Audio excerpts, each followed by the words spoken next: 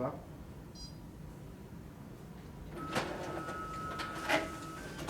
Okay, so it will rotate.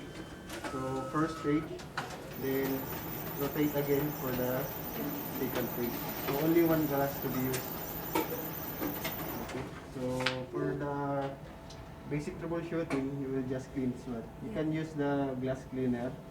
What's good with this model, you can, for example, you clean already, but still there's a dirty in the photocopying. So what's good with this, you can remove the drum. Okay. So this is the drum unit, and unlock only this is a transfer data control. So if you can see, it's dirty.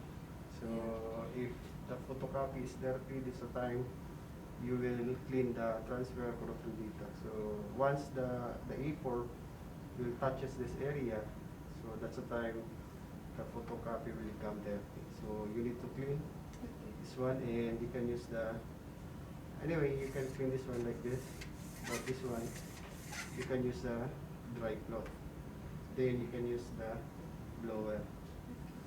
Okay, so that's a secret. After the glass, you need to clean the transfer corotron data.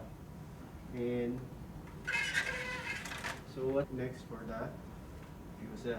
So this is the drum unit, and for the fuser, same procedure in the Rico. You need to check for the scratch, any scratch in the, you can open this one. Okay, so you can see the hot roller and the pressure roller down. So if there's a scratch, so there's a tendency that the photocopy is dirty. So if no scratch, so there's no problem with the fuser. Okay, so for this unit, it's most commonly for the dirty photocopy comes from this corotron data, because it's an old machine. The toner will scattering in this area. So this is the most common problem with this model, the transfer corotron data. So just use dry cloth for cleaning the corotron data. Okay? So any question? No. So if you can see, there's a lot of. This is very. So this toner will cause dirty printing or photocopying. Once the paper will touches here, that makes the photocopy or printing dirty. So you need to clean this one.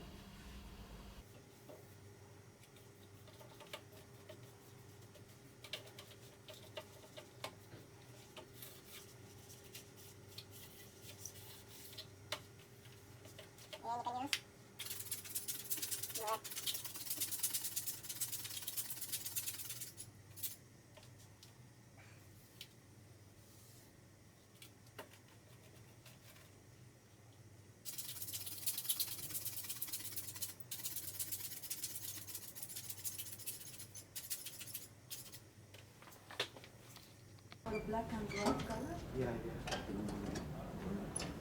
So that's the old model. Okay.